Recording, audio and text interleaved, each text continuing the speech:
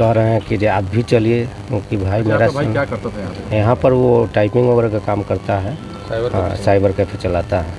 क्या ये लोग बता रहे हैं, क्या आरोप लग रहा है इसके ऊपर? आरोप लग रहा है कि जो वो कोई परीक्षा में पेपर लीक हुआ है, उसमें इसका संलिप्तता है, ऐसा कुछ आरोप लग रहा है। अभी तो हमको सिर्फ सोनू के बारे में पता चला है, बाकी किसी के बारे में सोनू की गिरफ्तारी जी कुछ आईडी बना रहे थे कि अभी ये हमको पता नहीं है। कितने साल साइबर कैफे यहाँ पे चल रहा था? लगभग से ये चल रहा है 2009 से। नमस्कार, न्यूज़ फॉर नेशन देख रहे हैं आप, आपके साथ मैं हूं राजनंदिनी। तो एक बार फिर से बिहार चर्चा में आ गया है और वजह इस बार शिक्षा विभाग है, एग्जामिनेशन है और बच्चों का भविष्य है।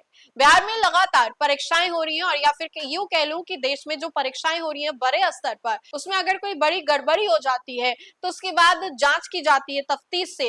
और अब टीईटी महाराष्ट्र पेपर को लेकर के जो जानकारी सामने आ रही है वो वाकई चौंका देने वाला है। हम ऐसा इसलिए कह रहे हैं क्योंकि अब टीईटी महाराष्ट्र पेपर को लेकर के जो लिंक है वो बिहार से जुड़ा हुआ, इसका कनेक्शन बताया जा रहा है।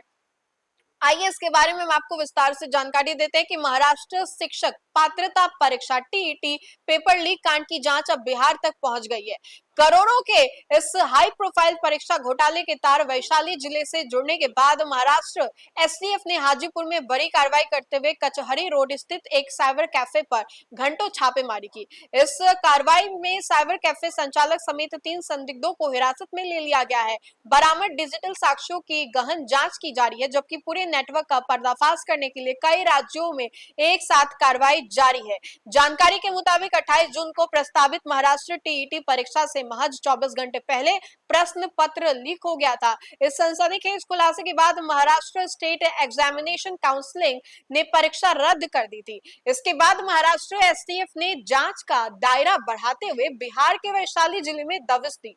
एसटीएफ की टीम ने वैशाली पुलिस के सहयोग से हाजीपुर के कचहरी रोड स्थित क्विक डिजिटल साइबर कैफे में देर रात छापेमारी की। करीब 1 बजे तक चली कार्रवाई के बाद कैफे संचालक सोनू कुमार समेत 3 लोगों को हिरासत में ले लिया गया।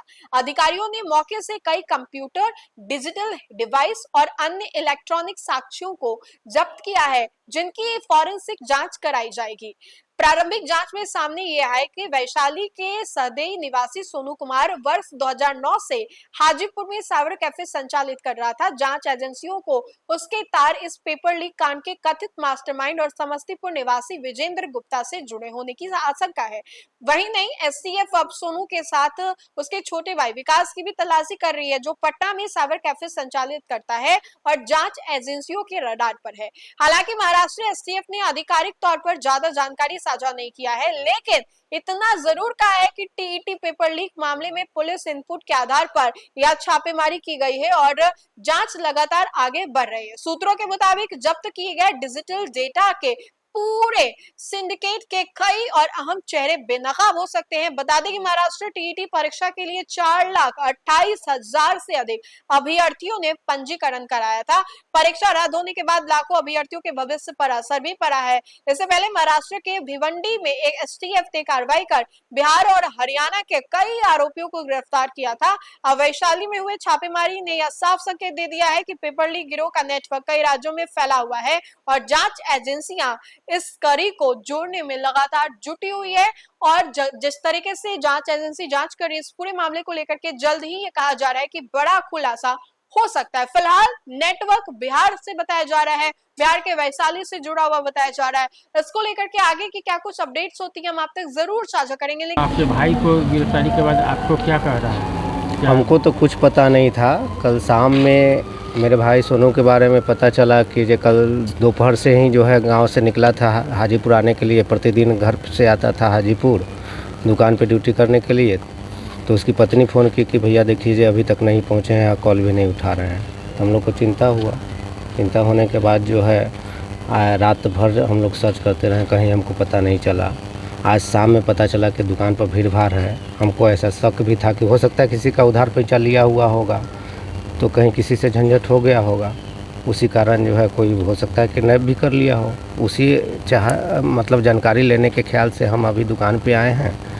तो हमको भी लोग कह रहे हैं, जो लोग इन्वेस्टिगेशन कर रहे हैं या जो भी लोग यहाँ पर रेड कर रहे हैं, कह रहे हैं कि आप भी चलिए, क्योंकि भाई मेरा भाई क्या करता था यहाँ पर वो टाइपिंग वगैरह का काम करता है, हाँ साइबर कैफे चलाता है। क्या नाम है? क्या ये लोग बता रहे हैं, क्या आरोप लग रहा है इसके ऊपर?